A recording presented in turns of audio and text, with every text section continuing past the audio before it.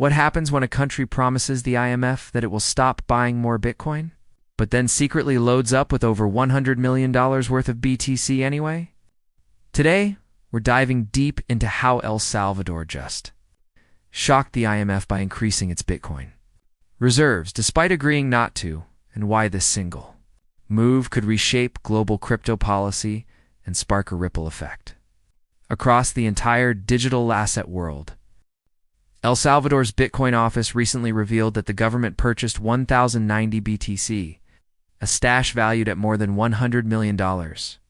This pushes their total holdings to over 7,474 BTC, up from around 5,968 BTC reported when the country signed its IMF loan agreement. This purchase happened at a time when Bitcoin's price fell dramatically from above $126,000 to around $96,000, meaning El Salvador may have been buying the dip. While the government presents this as a strategic move, it directly contradicts earlier public claims, stating that no new Bitcoin had been added since last year, creating a major transparency gap. When the IMF approved a massive $1.4 billion loan program for El Salvador, one of the conditions was clear: the public sector should not increase its Bitcoin exposure. In official letters, El Salvador reaffirmed this commitment, even stating that no additional Bitcoin was purchased after the loan agreement. The IMF emphasized that Bitcoin's volatility poses fiscal risks and asked the government to minimize its involvement with the Chivo wallet, encouraging a safer, more traditional financial structure. Now, with this sudden $100 million purchase, questions arise. Did El Salvador intentionally mislead the IMF, or did the plan quietly change without public clarification? This situation matters because it challenges the stability of the IMF's financial oversight. El Salvador's Bitcoin holdings now sit at roughly $683 million, and with Bitcoin's volatility, the country could face major valuation swings. If Bitcoin drops further, it could weaken El Salvador's financial position at a time when stability is crucial.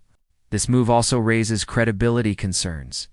If a country can commit to conditions and then reverse them without explanation, how does that impact future global policy around digital assets? Analysts warn that increased exposure could create fiscal risks, exactly what the IMF was trying to avoid through their loan conditions. Beyond El Salvador, this event sends a strong message to other nations considering large-scale Bitcoin adoption. Some may see it as a bold, sovereign move, proof that a country can choose Bitcoin over global pressure. Others may view it as irresponsible, especially when citizens are not directly benefiting. One NGO pointed out that these BTC purchases mostly strengthen government reserves rather than daily life. Meanwhile, global regulators may respond with stricter guidelines as they observe a sovereign nation doubling down on crypto. This could either accelerate government-level BTC adoption or trigger regulatory pushback worldwide. El Salvador's unexpected Bitcoin purchase raises critical questions. Was this a strategic masterstroke, or a risky financial gamble hidden from the IMF? One thing is clear: this story matters for the future of sovereign Bitcoin adoption. Let me know in the comments what you think. Is this bold leadership or reckless behavior? If you enjoyed this breakdown, hit like, subscribe, and turn on notifications so you never miss the next deep dive into global crypto moves.